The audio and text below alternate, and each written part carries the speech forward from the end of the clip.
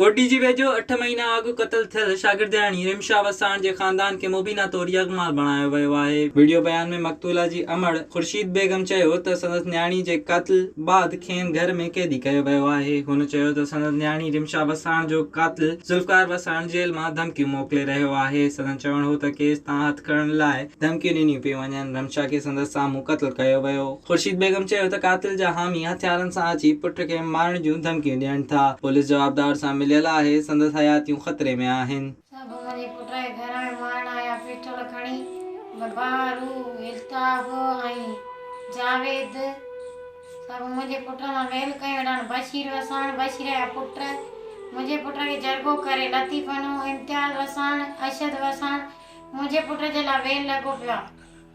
अल्लाह वरायो छो मुझे पुट के दबा रखियो असा केड़ो दुआ न्याणी भी मुझी जुल्म भी मूंसां ज़ुल्फ़कार हथ तन तडे नहीं कंदा वो धारो तो मालकी आहे न हुनजी हुन लाइ कुझु कोन थो थिए असांजे लाइ यार मां इहा ई थी चवां इन्हनि मुंहिंजो इंसाफ़ ते हिननि खे फांसी अचे हिन ताईं कुझु न थियो आहे छो हे पिस्टोल खणी अची असांखे घर में हुनखे मालकी आहे एसी वारा कमरा अथसि घर मोबाइल ते राब्ता थो करे छो एतिरो कुझु कयो अथई मुंहिंजी न्याणीअ घर में आशे कई अथई असां को ईअं हो या मुंहिंजी न्याणीअ जो इंसाफ़ थिए बसि मूंखे पाण इंसाफ़ मिले। होॾां सोशल मीडिया ते रिमशा वसाण जी अमर जी वीडियो बयान जो IG सिंध DIG सखर ऐं SSP खैरपुर तरफ़ां नोटिस वठण बाद भारून वसाण इम्तियाज़ वसाण समेत 5 ॼणनि मथां केस दाख़िल कयो वियो आहे।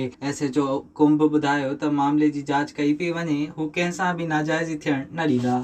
विज़िट कयो अवामी आवाज़ मीडिया ग्रुप जी वेबसाइट awamiawaz.pk